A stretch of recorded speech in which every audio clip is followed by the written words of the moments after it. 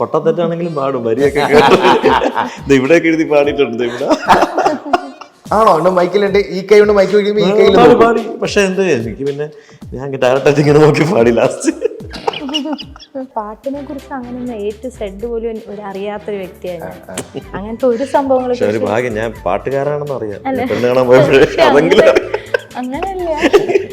ഈ പാട്ടിനൊക്കെ ശേഷം പിന്നെ ഒരു 3-4 വർഷം സിനിമയൊന്നും അത്രയ്ക്ക് അങ്ങോട്ട്.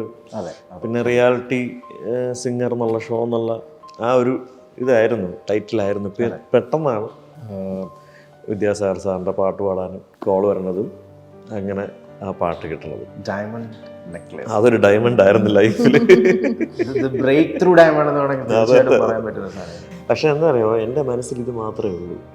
ചെറുതിലേ ഇങ്ങനെ എന്താണ് പാട്ടും, വീട്ടിൽ ഫുൾ വാപ്പയായാലും ഉമ്മയായാലും ഫുൾ ടൈം പാട്ടാണ്. ബ്രദേഴ്സ് 2 പേരുണ്ട്, എൽഡർ ബ്രദേഴ്സാണ്. അവർ ഈ പറഞ്ഞ പോലെ പാട്ടും കാര്യങ്ങളൊക്കെ ഫുൾ ഓൾ ടൈം. നമ്മൾ ഈ പാട്ടായിട്ട് തന്നെ കംപ്ലീറ്റ് ടൈമാണ്. കോളേജിൽ നമ്മൾ ആ ഹോസ്റ്റലിൽ ഇരുന്നപ്പോഴാണ് ഏതോ പെൺകുട്ടിയെ ഓർത്തോണ്ടിരുന്ന ഇന്ന സമയത്ത് അത് കണ്ടുപിടിച്ചൊന്നുമില്ലേ.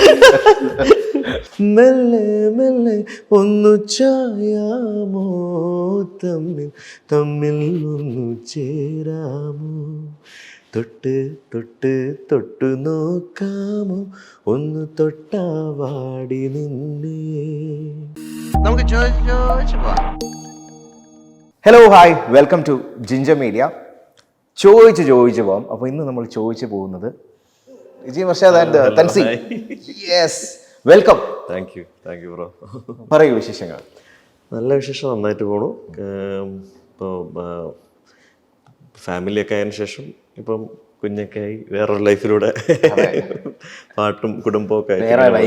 അതെ, വേറെ വൈബിലൂടെ മനസ്സിപ്പോഴും കുട്ടി വൈബാണ്. അങ്ങനെ ആവണമല്ലോ, യൂത്ത് വൈബാണ്. അപ്പം ആ ഒരു ലൈഫിലേക്ക്, അല്ലെങ്കിൽ കുഞ്ഞൊക്കെ ഉണ്ടായി കഴിയുമ്പോൾ ലൈഫ് അത് വേറൊരു, ഇത്രയും നാളിൽ നിന്ന് ഒരു ഡിഫറൻസും പരിപാടിയും, പിന്നെ സ്കൂളിൽ പോക്ക് തുടങ്ങി. മൊത്തത്തിൽ എങ്ങനെയുണ്ട്? മൊത്തത്തില് വേറൊരു അത് നമ്മൾ അനുഭവിച്ചറിയണമല്ലോ. ലൈഫിന്റെ ഓരോ പാട്ടാണല്ലോ, എല്ലാം എൻജോയ് ചെയ്യുന്നുണ്ട്. കുഞ്ഞായിട്ടാ കൂടുതൽ സ്പെൻഡ് ചെയ്യുന്ന ടൈം. അവനായിട്ട് ഭയങ്കര അറ്റാച്ച്മെന്റ് ആണ്, അറ്റാച്ച്ഡ് ആണ്. ഇപ്പൊ ഭയങ്കര അവനും തിരിച്ചു അതുപോലെ തന്നെയാണ്. അങ്ങനെ ഉണ്ടല്ലേ? ഞാൻ ക്ലിനിക്കായിട്ട് പോകുന്ന സമയത്ത്, ആ സമയത്തൊക്കെ ഞാൻ കയറി ഗോൾ അടിക്കും. കൂടുതൽ ടൈം സ്പെൻഡ് ചെയ്യുന്നത് കൊണ്ട് അല്ലേ? മോനല്ലേ? അതെ. പിന്നെ ഞാൻ എവിടെ പോയാലും അവനെ കൂടെ കൊണ്ടുപോകും. പുറത്തങ്ങനെ വീട്ടിലെങ്ങനെ ഇരിക്കാറില്ല. അടിപൊളി. സ്റ്റുഡിയോയിലാണെങ്കിലും സ്റ്റുഡിയോയിൽ കൊണ്ടുപോകും, റെക്കോർഡിങ്സിനാണെങ്കിലും ഫുൾ ടൈം ഇല്ലും തന്നെയാണ് ആ ഒരു ലോകം. ഇടയ്ക്ക് വീട്ടിലൊരു ഗസ്റ്റ് വരുന്നു, ഗസ്റ്റ് അങ്ങനെ പറയാറല്ലേ? ഇടയ്ക്ക് ക്ലിനിക്കിൽ നിന്ന് ഇടയ്ക്ക് ഒരു ഗസ്റ്റ് വരും. അടിപൊളി. ഈ വേറെ കാര്യം ഇപ്പം നേരത്തെ പറഞ്ഞല്ലോ, നിങ്ങൾ ഇടയ്ക്ക് പുറത്ത് പോകുന്നു, അല്ലെങ്കിൽ നിങ്ങൾ ഫാമിലിയായിട്ട് പുറത്ത് പോകുമ്പോൾ എനിക്ക് തോന്നുന്നു 2007 മുതലുള്ള ഒരു കരിയർ. പക്ഷെ ഇപ്പോഴും ഈ പറയുന്ന ഒരുപാട് നല്ല സോങ്സ്. അപ്പം ഇപ്പോഴും വെളിയിൽ ഇറങ്ങുമ്പോൾ എത്ര ആൾക്കാരെ കണ്ടു കഴിഞ്ഞാലും തിരിച്ചറിയുക എന്ന് പറയുന്നത് ഒരു വലിയ ലക്കാണ്, ലക്ക് ഫാക്ടറാണ്. തീർച്ചയായിട്ടും ഒരു ലക്ക് ഫാക്ടറാണ്. നജീബിനെ സംബന്ധിച്ച് നോക്കുമ്പോൾ അത് 100% ഒരു ടിക്ക് മാർക്ക് കൊടുക്കാം. എവിടെ ചെന്നാലും ആ ഒരു ബ്യൂട്ടിഫുൾ സോങ്സ് എന്ന് പറയുമ്പോൾ തന്നെ നജീബിന്റെ ഫേസ് ഓർമ്മ വരില്ല. നജീബിനെ കാണുമ്പോഴൊക്കെ ആ ഒരു സന്തോഷം ആക്ച്വലി അതെനിക്ക് തോന്നുന്നു തൻസിക്ക് അത് ഷെയർ ചെയ്യാൻ തോന്നുന്നു അല്ലേ? നിങ്ങൾ പോകുന്ന സമയത്തൊക്കെ അതെങ്ങനെയുണ്ട്? അത് ആൾക്കാരെ കാണുമ്പോൾ അടുത്ത് വരാറുണ്ട്, അടുത്ത് വന്ന് സംസാരിക്കാൻ. കൂടുതൽ ആൾക്കാരും ഫസ്റ്റ് തന്നെ പറയുന്ന ഐഡിയ സ്റ്റാർ സിംഗർ അന്നത്തെ കാര്യം. പിന്നെ ഫസ്റ്റ് പാട്ട് എന്റെ പ്രണയത്തിന് താജ്മഹൽ എന്ന രീതിയിലാണ് പലരും. പക്ഷെ അതിനു മുമ്പേ ഞാൻ പാടിയിട്ടുണ്ടായിരുന്നു മിഷൻ 90 ഡേയ്സിൽ. പക്ഷെ ഈ പാട്ടാണ് എല്ലാവരുടെ മനസ്സിലുള്ള. ഉള്ള ആൾക്കാരൊക്കെ പെട്ടെന്ന് വന്നിട്ട് ഫസ്റ്റ് പറയുന്നത് ഇത് തന്നെയാ, ഐഡിയ സ്റ്റാർ സിംഗർ. അതെന്നറിയാം, അത് ഒരു വർഷം ആ ഒരു സമയം ഞാൻ ഭയങ്കര ഒരു കാര്യമായിട്ട് കാണുക. പക്ഷെ ഇപ്പൊ വന്നാൽ പോലും നമുക്ക് ആ ഒരു ഐഡന്റിറ്റി ചിലപ്പം കിട്ടണമെന്നില്ല. പക്ഷെ ആ ഒരു ഇപ്പൊ മൊബൈലൊന്നും ഇല്ലാത്ത സമയത്ത് കംപ്ലീറ്റ്ലി ആൾക്കാർ വൈകുന്നേരം ഓൺ ചെയ്തിരുന്ന ഒരു സംഭവമായിരുന്നു. അപ്പൊ ആ പരിപാടി ഭയങ്കര ഹിറ്റ് ആയതോടുകൂടി പിന്നെ ഒരു വർഷം ഉണ്ടായിരുന്നല്ലോ ത്രൂ ഔട്ട്. അപ്പൊ ഇവൻ കുറെ പേർക്ക് എല്ലാം ഇപ്പൊ ഞാൻ പാടിയ മാർക്കും ഇതൊക്കെ തന്നെ ഇപ്പോഴും അറിയാം എന്നെ റൗണ്ടിൽ മാർക്ക് കിട്ടി, ഫുൾ മാർക്ക് കിട്ടി, ഇങ്ങനെയൊക്കെയുള്ള രീതിയിലൊക്കെ സംസാരിക്കും. റെസ്റ്റോറൻറ്റുകളിലൊക്കെ പോകുമ്പോഴും അത് ചിലപ്പോൾ നമുക്ക് ഇനി പിന്നെ എങ്ങനെ നമ്മൾ അല്ലാതെ ഇപ്പോൾ കുറേ സിനിമയിൽ പാടിയാലും ഇത്രയൊരു ഐഡന്റിറ്റി നമുക്ക് ചിലപ്പോൾ കിട്ടണമെന്ന് ഇല്ല. അപ്പോൾ അത് എന്തായാലും തീർച്ചയായിട്ടും അതുവഴി കിട്ടിയതാണ്. പിന്നെ നമുക്ക് ഒരു എന്താണ്, നമ്മളൊരു സിനിമ എന്നുള്ള നമ്മുടെ ഏറ്റവും വലിയൊരു ലക്ഷ്യമാണ്. അപ്പോൾ അത് പിന്നെ വീണ്ടും നല്ല നല്ല നല്ല കുറേ മ്യൂസിക് ഡയറക്ടേഴ്സിന് നല്ല പാട്ടുകളൊക്കെ പാടാനായിട്ടുള്ള ഭാഗ്യവും നിലനിൽപ്പിന് അത് അനിവാര്യം. ഇപ്പം എനിക്ക് തോന്നുന്നു ഇപ്പം ചിലത് നമ്മൾ ഒരു ഷോ ഉണ്ട്, ഒരു സ്റ്റാർ സിംഗർ പരിപാടി ഉണ്ടെങ്കിൽ അതിൻ്റെ ഓഡിഷന് 2 കൈൻഡ് ഓഫ് ആൾക്കാരുണ്ടെന്ന് പറയാം. ഒരു കൈൻഡ് ഓഫ് ആൾക്കാരെന്ന് പറഞ്ഞാൽ അത് ഓഡിഷനുണ്ട്, അപ്ലൈ ചെയ്യുന്നു, അതിനുവേണ്ടി ഇങ്ങനെ ഇരിക്കുന്നു. പക്ഷെ നജീമിനെ സംബന്ധിച്ച് നോക്കുമ്പം അതാദ്യം അപ്ലൈ ചെയ്തില്ലായിരുന്നു. പിന്നെ അന്ന് രാത്രി എങ്ങാണ്ട്, എൻ്റെ ഇത് ശരിയാണെങ്കിൽ ഓർമ്മ ശരിയാണ്, രാത്രി എങ്ങാണ്ട് പിന്നെ എന്തോ അതിൻ്റെ ടൈം കഴിഞ്ഞിട്ട് അപ്ലൈ ചെയ്ത് വേണോ വേണ്ടോ അങ്ങനെ ഒരു ആലോചന. അത് സത്യം ഏറ്റവും ലാസ്റ്റ് എനിക്ക് തോന്നണേ, കാരണം അന്ന് ഈ മൊബൈലിലൂടെ ആണല്ലോ, അന്ന് മറ്റേ അപ്ലൈ ഓഡിഷൻ മറ്റേ ഫോണാ, ഏത് മറ്റേ സ്നേക്ക് ഒക്കെ കളിക്കണ നോക്കിയുടെ 0000 ആ ഫോണില് ഇങ്ങനെ നമ്മളിങ്ങനെ കമ്പ്യൂട്ടറിലാണ് ഇങ്ങനെ പറയണ വോയിസ്. അപ്പോൾ 1 അമർത്തുക, 2 അമർത്തുക. അപ്പോൾ പക്ഷെ എനിക്ക് ഈ പറഞ്ഞ പോലെ ഈ റിയാലിറ്റി ഷോ എന്ന് പറഞ്ഞാൽ അതിനു മുമ്പേ ഒരു സൂപ്പർ സ്റ്റാർ ഉണ്ടായിരുന്നു. അപ്പോൾ അതൊക്കെ ഇങ്ങനെ പെർഫോം ചെയ്ത് എല്ലാവരും പാടുന്നത്. അപ്പം എൻ്റെ ഒരു പ്രകൃതം വെച്ചിട്ട് ഞാൻ ഭയങ്കര ഷൈ ആണ്. എനിക്ക് അങ്ങനെ ഒന്നും പറ്റുന്നൊരു ഇതല്ല, ഒരിടത്ത് നിന്ന് മര്യാദയ്ക്ക് പാടി ശീലമുള്ളതാണ്. അപ്പോൾ എനിക്ക് ഭയങ്കര മടിയായി ഇതിലോട്ടൊക്കെ പോകാനും എനിക്കത്. അപ്പോൾ എല്ലാവരും, പക്ഷേ എൻ്റെ ഫ്രണ്ട്സും വീട്ടുകാരൊക്കെ പറയും, നീ ഒന്ന് പോയി നമുക്ക് ഇപ്പോൾ ഏറ്റവും വലിയത് നമ്മുടെ പാട്ട് ജനങ്ങളോട്ട് എത്തിക്കുക എന്നുള്ളതാണ്. അല്ലെങ്കിൽ നമുക്ക് വേറൊരു ഇതിലായിട്ടങ്ങ് ഒതുങ്ങിപ്പോവും. അപ്പം മാക്സിമം നീ അത് എന്തെങ്കിലും നമുക്കൊരു വെളിച്ചം കിട്ടുവാണെങ്കിൽ നല്ലതായിരിക്കും, നീ പോയി പങ്കെടുക്കുന്ന പറഞ്ഞു എല്ലാവരും പുഷ് ചെയ്ത് പിന്നെ അങ്ങനെ ഞാൻ ലാസ്റ്റ് നിമിഷമാണ് അതിൻ്റെ ലാസ്റ്റ് നിമിഷമാണ് 18-ാം തീയതി ഒരു രാത്രി ഒരു 9:30 മണിയൊക്കെ സമയം റെക്കോർഡ് ചെയ്ത് അയച്ചത്.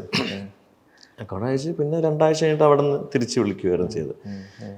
പിന്നെയാണ് ഓഡിഷൻ റൗണ്ടും ഒക്കെ നടത്തി, മറ്റേ ടെലികാസ്റ്റ് പോലെ ഒരു 101 പേരെ സെലക്ട് ചെയ്തിട്ട് അവിടെ നിന്ന് പിന്നെ 45 പേരുമായിട്ടാണ് സോർട്ട് ചെയ്ത് ഫിൽട്ടർ ചെയ്ത് ഈ 101 പേരിൽ നിന്നാണ് ഈ 45 പേര്. അപ്പം മൈൻഡിലുണ്ടായിരുന്നു ആ ഫസ്റ്റ് ആ ഓഡിഷൻ്റെ ഇതിൽ നിന്ന് സോർട്ട് ചെയ്യുന്ന ഒരു പ്രോസസ്സ് ഉണ്ടല്ലോ, അതൊരു മൈൻഡിലുണ്ടായിരുന്നു. ആ 45 നമ്മൾ ഉണ്ടാവും, 45 ഉണ്ടാവും എനിക്കൊരു ഉറപ്പുണ്ടായിരുന്നു.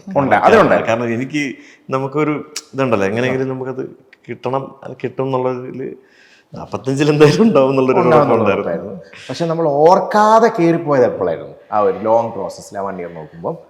പിന്നെ പക്ഷേ പിന്നെ നടന്ന കോമ്പറ്റീഷൻ മത്സരങ്ങൾ എന്ന് പറഞ്ഞാൽ ഒന്നും പിന്നെ നമുക്ക് പിന്നെ ഈ ടെൻഷൻസ് കൂടി വരുന്നത്. ആദ്യത്തെ റൗണ്ട് ഞാൻ ഭയങ്കരമായിട്ട് ഈ ഓഡിഷൻ റൗണ്ടിലൊക്കെ ഒന്നും നോക്കുന്നില്ല, നമ്മുടെ കഴിവ് കാണിക്കുക എന്നുള്ള രീതിയിൽ അങ്ങ് പാടുക എന്നുള്ളേ ഉള്ളൂ. പിന്നെ കുറച്ച് സീരിയസ്നെസ് മനസ്സിലായി, ടെൻഷനൊക്കെ പതുക്കെ നമ്മൾ എത്ര വീട്ടിൽ നിന്ന് പാടിയാലും അതിൻ്റെ ഒരു അതുപോലെ വരൂല. ക്യാമറ ആക്ഷൻ പറഞ്ഞു കഴിഞ്ഞാൽ 6-7 ക്യാമറ ഉണ്ട്, പിന്നെ അങ്ങ് ആക്ഷൻ പറഞ്ഞ് പാടുവാണ്. അപ്പോൾ ഒരു 50% നമുക്ക് പാട്ടിൽ വരുള്ളൂ. ടെൻഷനും പാടി അങ്ങനെ ഒറ്റ ടേക്കാണ്. കട്ട് ചെയ്ത് കഴിഞ്ഞാൽ കട്ട് ചെയ്ത് തന്നെയാണ്. അയ്യോ, ആ സമയത്തല്ലേ അത് ഇത് റിയൽ എന്ന് പറയാൻ പറ്റുന്ന ലൈൻ മറന്ന തന്നെയാണ്. കാരണം അതൊരു ഭയങ്കര ഒരു കോമ്പറ്റീഷൻ ആയിരുന്നു. കാരണം പെട്ടെന്നല്ല ഇത്രയും വലിയൊരു പ്രൈസ് മണിയും ഒരു ഹ്യൂജ് വലിയൊരു എമൗണ്ട് ആയിരുന്നു. അപ്പോൾ അതിന് വേണ്ടിയിട്ട് പാർഷ്വാലിറ്റി അങ്ങനെ ആരടുത്തും ചാനലിൽ കാണിച്ചിട്ടുണ്ടായിരുന്നില്ല. മത്സരമായിരുന്നു, കട്ട് തന്നെയാണ് സംഭവമായിരുന്നല്ലേ. അപ്പൊ അതൊരു ടെൻഷൻ. പൊട്ടത്തെറ്റാണെങ്കിലും പാടും, വരിയൊക്കെ ഇവിടെയൊക്കെ എഴുതി പാടിയിട്ടുണ്ട്. ഇവിടെ ആണോ മൈക്കിലുണ്ട്, ഈ കൈ കൊണ്ട് മൈക്ക് വയ്ക്കുമ്പോൾ ഈ കൈയിൽ പാടി. പക്ഷെ എന്താ എനിക്ക് പിന്നെ ഞാൻ ഡയറക്റ്റായിട്ട് ഇങ്ങനെ നോക്കി പാടി. ലാസ്റ്റ് ബീജ് ആയപ്പോഴത്തേക്ക് ഫുൾ ബ്ലൈൻഡായി. ഈ പാട്ടാല് 7 സ്വരങ്ങളും തഴുകി വരുന്നൊരു അത് ഞാനത് അങ്ങനെ സ്റ്റേജിൽ അങ്ങനെ പാടിയിട്ടില്ല. പാട്ടും നമുക്കറിയാമെങ്കിലും ശരി. അതിന് അനുപല്ലി വന്നപ്പോഴത്തേക്കും ഗ്രൂമിങ് റിഹേഴ്സൽ ടൈമിൽ എപ്പോൾ പാടിയാലും തെറ്റും എൻ്റെ മനസ്സിൽ. അങ്ങനെ പാടിയിട്ട് ശരിയാണ്. കാണാൻ നമ്മൾ ബൈ ഹാർട്ട് ചെയ്തിട്ടാണ് പാടുന്നത്. പക്ഷെ അതൊക്കെ ഏകദേശം ലാസ്റ്റ് സമയത്തോട്ട് വന്നപ്പോഴാണ് കോമ്പറ്റീഷൻ്റെ ഒരു 10 റൗണ്ടൊക്കെ കഴിഞ്ഞപ്പോഴത്തേക്കും. പക്ഷെ അന്നേരം ഈ എല്ലാം അടുപ്പിച്ചേർന്ന് ഷെഡ്യൂളൊക്കെ വളരെ അടുത്തടുത്തായിരുന്നു. പ്രിപ്പയർ ചെയ്യാൻ സമയമില്ല.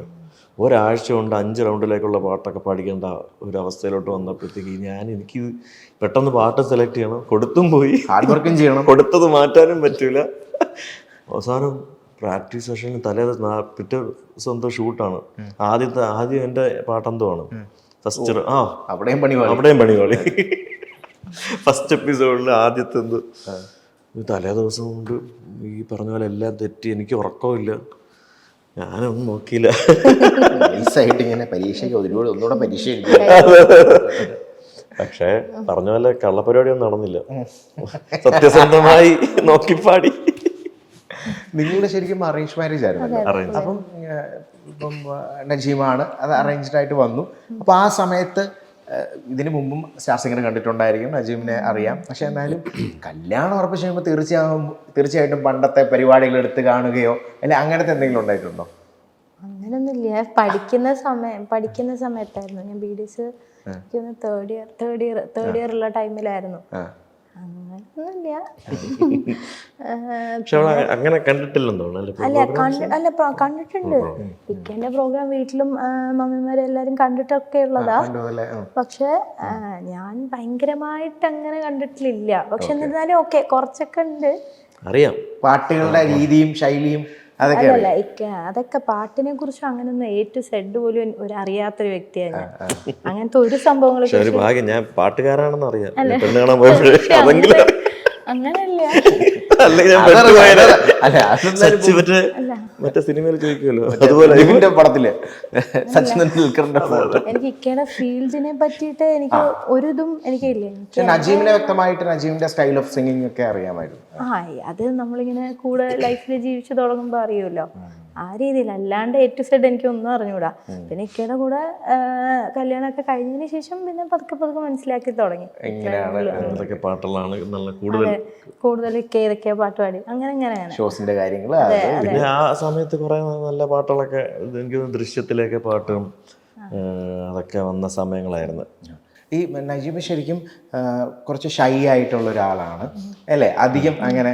പക്ഷെ കൂടുതൽ ആൾക്കാർ പറയുന്നതും ഈവൻ കമൻസ് ഒക്കെ വായിക്കാറുണ്ടായിരിക്കുമല്ലോ തീർച്ചയായിട്ടും. അല്ലെങ്കിൽ ആ ഒരു ഹമ്പിളായിട്ടുള്ള അല്ലെ വളരെ ഡൗൺ ടു എർത്ത് ആയിട്ടുള്ള എല്ലാവരെയും ഈക്വലി ട്രീറ്റ് ചെയ്യുന്ന ഒരു വ്യക്തിയാണ് നജീബ് എന്ന് ഞാൻ വിശ്വസിക്കുന്നുണ്ട്. നമ്മൾ ഇതിനു മുമ്പ് കണ്ടപ്പോഴും അങ്ങനെ തന്നെയാണ്. എല്ലാ ആൾക്കാരും എങ്ങനെയാണോ കാണുന്നത് അതേയൊക്കെ കൂട്ട് തന്നെയാണ് എനിക്കൊരു സ്വഭാവം. പിന്നെ ദേഷ്യം എന്നൊക്കെ പറഞ്ഞാൽ ചിലപ്പോൾ നമ്മളുടെ ലൈഫിൽ എന്തെങ്കിലുമൊക്കെ കുഞ്ഞു പ്രശ്നങ്ങളൊക്കെ വരുന്ന ടൈമിൽ അങ്ങനെ അല്ലാണ്ട് ഇക്കേണ്ട സെയിം ക്യാരക്ടർ തന്നെ എങ്ങനെയാണോ പുറത്ത് അത് തന്നെയാണ് വീട്ടിൻ്റെ ഉള്ളിലും. വ്യത്യാസമൊന്നുമില്ല.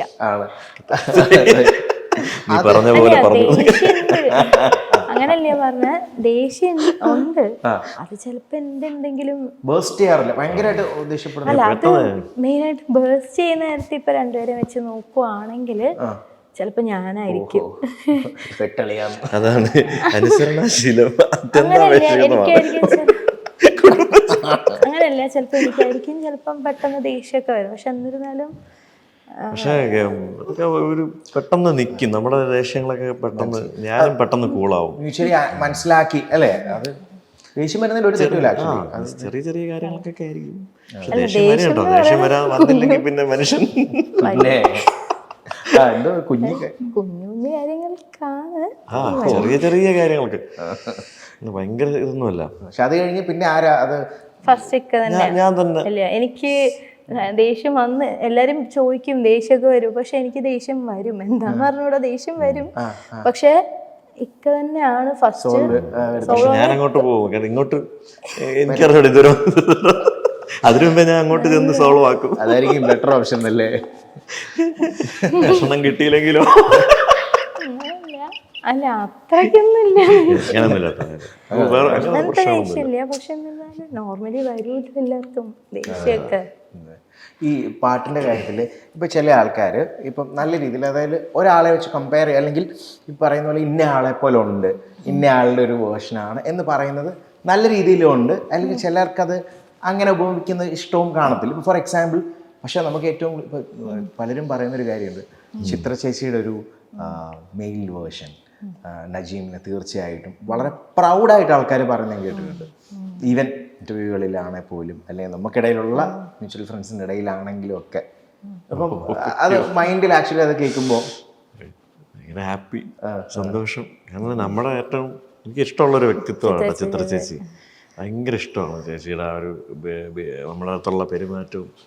ഒന്ന് ഷോയിൽ ഒരുമിച്ച് ഒന്ന് കുറച്ച് ഷോ ഒക്കെ ചെയ്തിട്ടുണ്ട് ഞങ്ങൾ, പുറത്തോട്ടായാലും.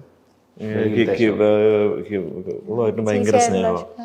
പിന്നെ നമ്മുടെ വെഡിങ് ആനിവേഴ്സറിക്ക് രാവിലെ തന്നെ ചേച്ചിയുടെ ഒരു വിഷ്, അത് ചേച്ചി കൂട്ടൊരു വ്യക്തി എങ്ങനെ ഓർത്തിരിക്കുന്നത് എനിക്ക് അറിയില്ല. പക്ഷെ എന്തായാലും ചേച്ചി ആ ഒരു വിഷിന് ഭയങ്കര വാല്യൂ ഉണ്ട്. കാരണം ചേച്ചി മറക്കാറില്ല. ബർത്ത്ഡേക്കും എല്ലാ ഇയറും ഈ ഇത്രയും നാളും, ഇപ്പം ഇത് 10th ഇയർ ആവാൻ പോവാ, ഈ 9 വർഷവും ചെയ്തിട്ട് തന്നെ ഉണ്ട് ചിത്ര ചേച്ചി. പക്ഷെ അത് ചേച്ചി കൂട്ടുള്ള ഒരാള് ചെയ്യുമ്പോൾ നമുക്ക് ഭയങ്കര ഹാപ്പിനെസ്, അതിൽ സന്തോഷമില്ല ശരിക്കും. ഇല്ല വീഡിയോ വിഷ് അങ്ങനെ അല്ലാണ്ട്, പക്ഷെ നമ്മളുടെ പിക്ചേഴ്സോ അങ്ങനെ എന്തെങ്കിലുമൊക്കെ വെച്ചിട്ട് ചേച്ചിന്റെ അത് അപ്പൊ അങ്ങനെ ചേച്ചിയെ പോലെ നമുക്ക്, കാരണം അങ്ങനെയല്ല, ബട്ട് സ്റ്റിൽ നമുക്ക് അങ്ങനെ ഒരു പറയുമ്പോൾ അല്ലേ, അങ്ങനെ ഒരു സന്തോഷം, എവിടെയോ ഒരു വേർഷൻ ആൾക്കാർക്ക് തോന്നുന്നു എന്ന് പറയുമ്പോൾ അതൊരു ഭയങ്കര ഫീൽ, സന്തോഷം. പിന്നെ എനിക്ക് തോന്നുന്നു ഇപ്പോൾ പാട്ടിലെടുക്കുമ്പോൾ ഒരുപാട് സോങ്സ്, പക്ഷേ എനിക്ക് തോന്നുന്നു ഡയമണ്ട് നെക്ലേസിലെ song was one of the, അതാണ് കരിയർ നമുക്കൊരു ബ്രേക്ക് കിട്ടിയ അതൊരു ബ്യൂട്ടിഫുൾ സോങ് ആയിരുന്നു ശരിക്കും പറഞ്ഞാൽ. ഞാൻ ഈ മിഷൻ 90 Days ആണ് ആദ്യം പാടിയത്. പിന്നെ ഈ പറഞ്ഞ അത് നല്ല പാട്ടാട്ടോ.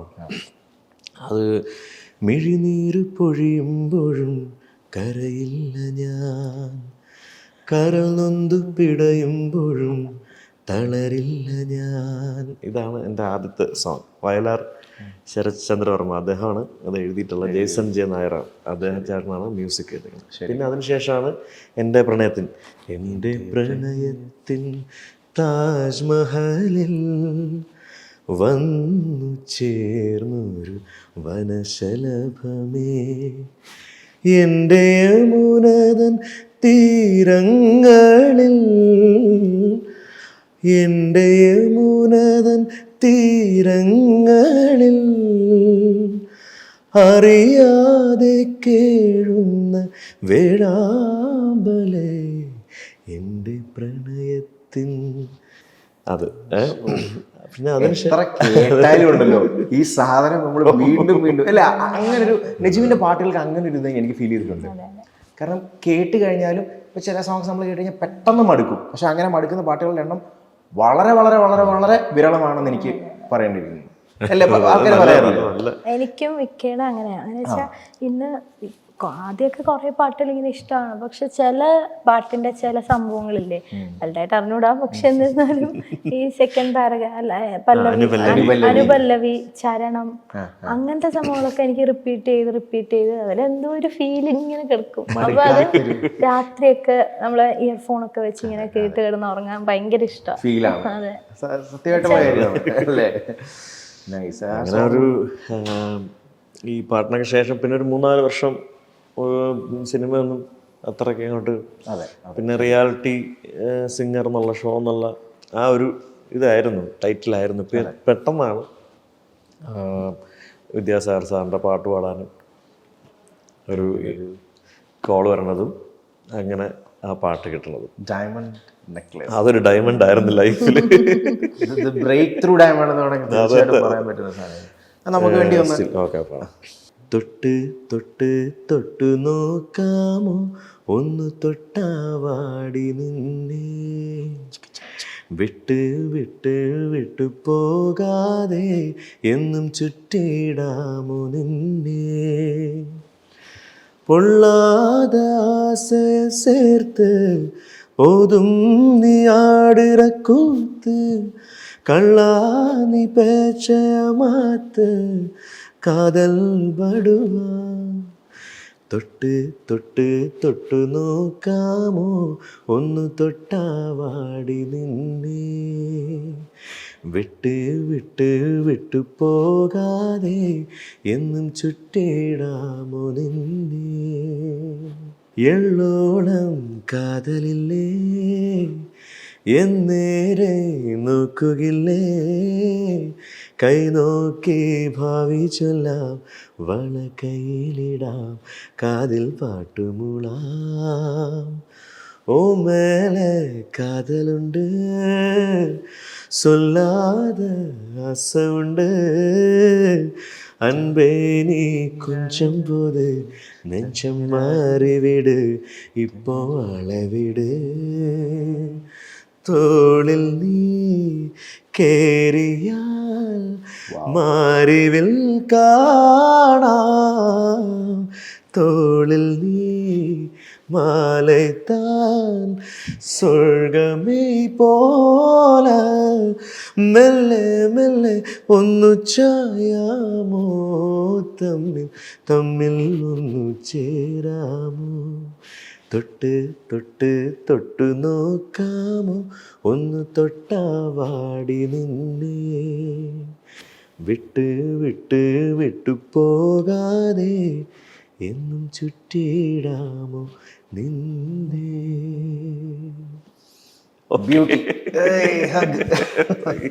പിന്നെ ഇതിന് പുറമെയാണ് കണ്ണിനുള്ളിൽ കൺമണി അത് കാതിനുള്ളിൽ നീ തേൻമൊഴി കിന്നാര പൂങ്കുഴൽ പാട്ടു നീ എന്നാളുമെൻ കളിത്തോഴി നീ മുത്തേ നിന്നെ മുത്തി നിൽക്കും കാറ്റിനും അനുരാഗമോ ദേവദാനാദീം താന ദേവദാനാദീം താന ദേവദാനാദീം താന.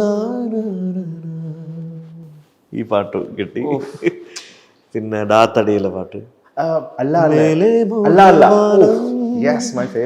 രാവിൽ മിന്നും ഹാരം നീട്ടും നിന്നെ കണ്ടാൽ ആടും നിറത്തണ്ടും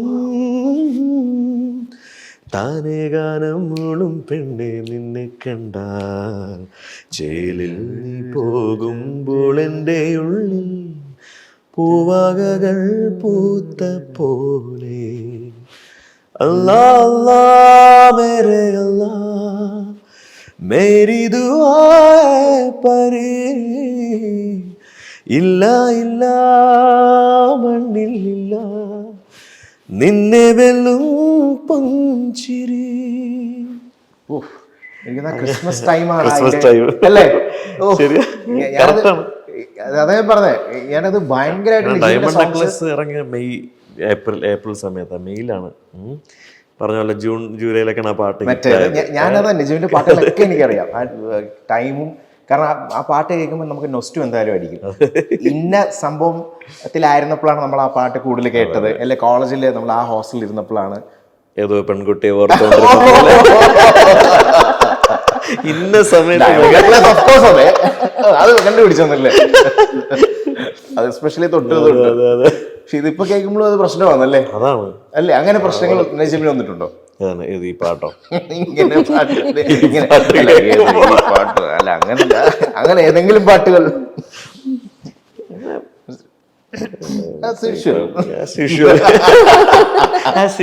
പ്രത്യേകിച്ച് വീട്ടിലുള്ള സ്ഥലമുണ്ടല്ലേ? ഓക്കെ, ഞാൻ ചോദിക്കട്ടെ, ഇപ്പൊ സ്റ്റാർ സിംഗിൽ വന്നു, ഒരുപാട് ആൾക്കാർ, ഇഷ്ടം പോലെ ആൾക്കാർ ഇട്ടിട്ടുണ്ടാവും.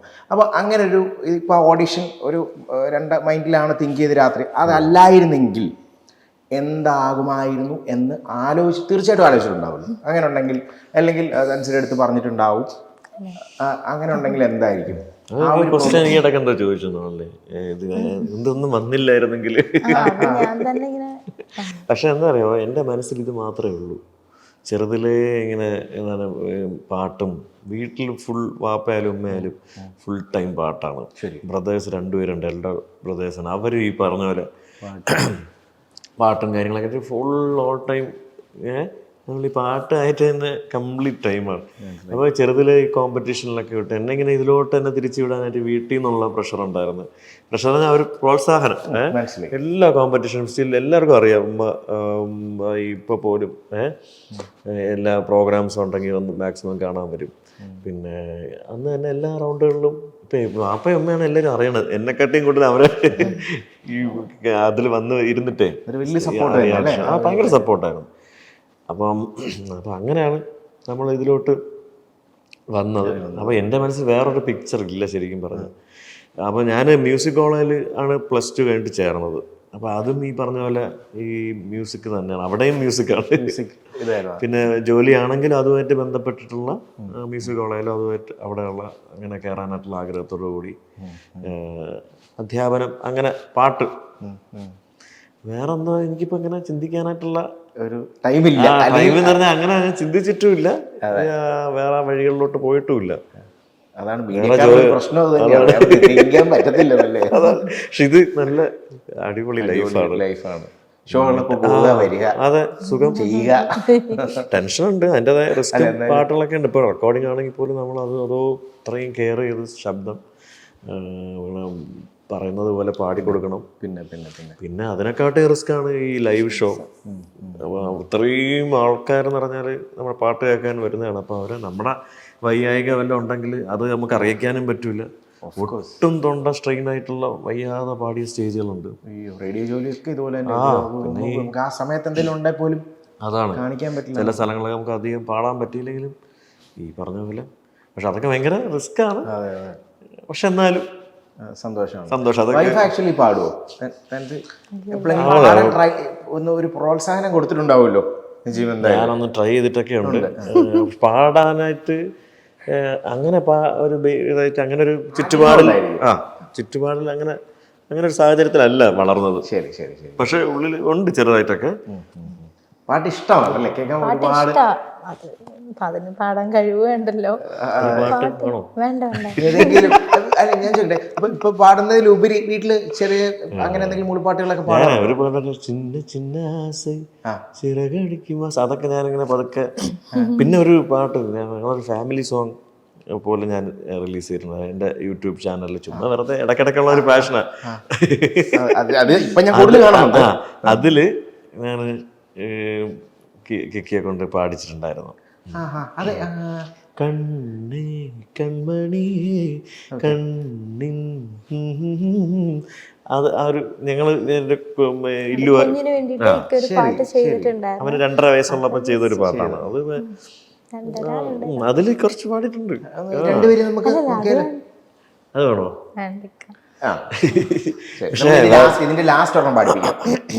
പക്ഷെ ഒരു എപ്പോഴും പാടുന്നൊരു പാട്ടാണ് ഞാൻ അതാണ് സിമ്പിൾ ഒരു പാട്ട്. ശബ്ദമൊക്കെ അടഞ്ഞിരിക്കുന്നതാണ്. നമുക്കൊരു ഭയങ്കര കടികെട്ടി പാട്ടുകളൊക്കെ പാടുള്ളൂ, ചെറിയ പാട്ടുകളൊന്നും അല്ല. പാട്ടാ പതിരവായി നേരം. ആ പാട്ട് ഭയങ്കര ഇഷ്ടമാണെന്ന് പറയാം. ഞാൻ വെറുതെ പാടും. നമുക്ക് അറിഞ്ഞൂടാ അത് ശരിയാണോ ഇല്ലെന്നുള്ള പോലെ. ചുമ്മാ പാടിക്കും, അതൊന്നും പ്രശ്നമൊന്നുമില്ല. നമുക്ക് അവിടെ എല്ലാവർക്കും അറിയാം, ഞാൻ സപ്പോർട്ട് ചെയ്തുതരാം.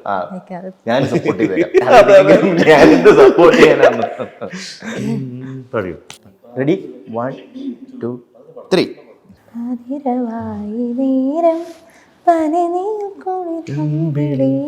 എന്റെ മനസ്സിലെ രാരിരം രാരം പാടി കടിഞ്ഞു കരവോടി താഴെ തണുപ്പിന്റെ കിളിപ്പായി ഉറങ്ങാതലയും.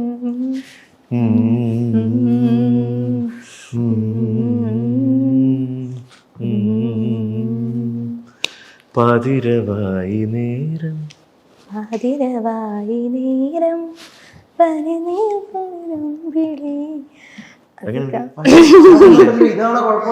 പക്ഷെ ഇത് ഫുള്ള് കുഴപ്പല്ലേ? അതൊക്കെ ഇങ്ങനെ പറയുന്നോണ്ടാ അത് കുഴപ്പമാ ഫുള്ളും. ഞാനതോട്ട് പറഞ്ഞപ്പോ ഇനി എന്തെങ്കിലും പ്രശ്നമുണ്ടോ? പക്ഷെ പാടിപ്പോ കറക്റ്റായിട്ട് പാടി.